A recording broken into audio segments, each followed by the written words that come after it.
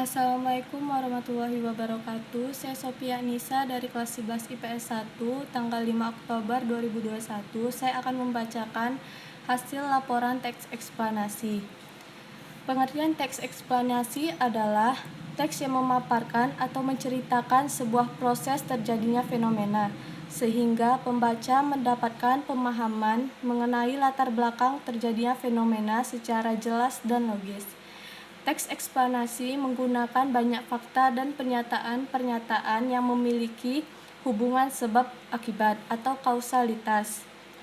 Tujuan teks eksplanasi adalah untuk memberikan informasi sejelas-jelasnya kepada pembaca agar paham atau mengerti tentang suatu fenomena yang terjadi.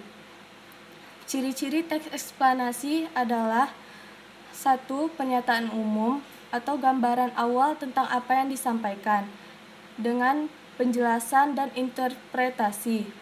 Yang kedua, memuat hubungan berdasarkan fakta atau faktual. Yang ketiga, faktualnya memuat informasi yang bersifat keilmuan. Struktur teks eksplanasi adalah yang pertama, identifikasi fenomena.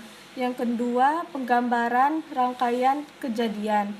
Yang ketiga, uraian atau review. Kebahasaan teks eksplanasi yang pertama, konjungsi kausalitas atau kata sambungnya adalah sebab, karena, oleh karena itu, oleh sebab itu, sehingga.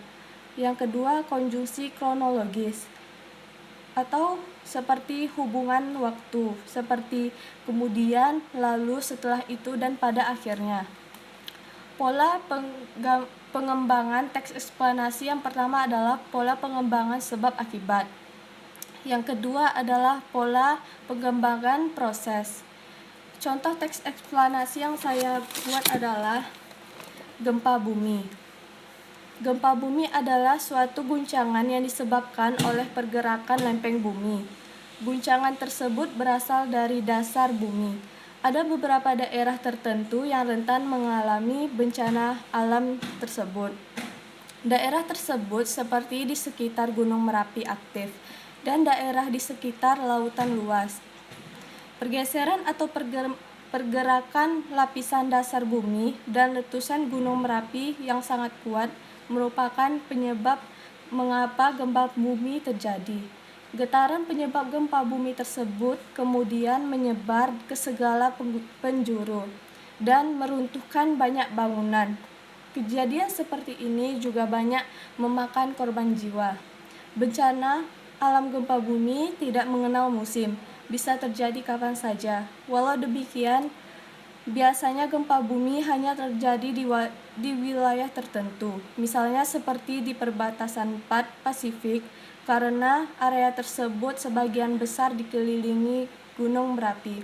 Pada teks tersebut terdapat kalimat sebab dan akibat. Sekian dari saya. Bila ada kesalahan, dimohon maaf. Assalamualaikum warahmatullahi wabarakatuh.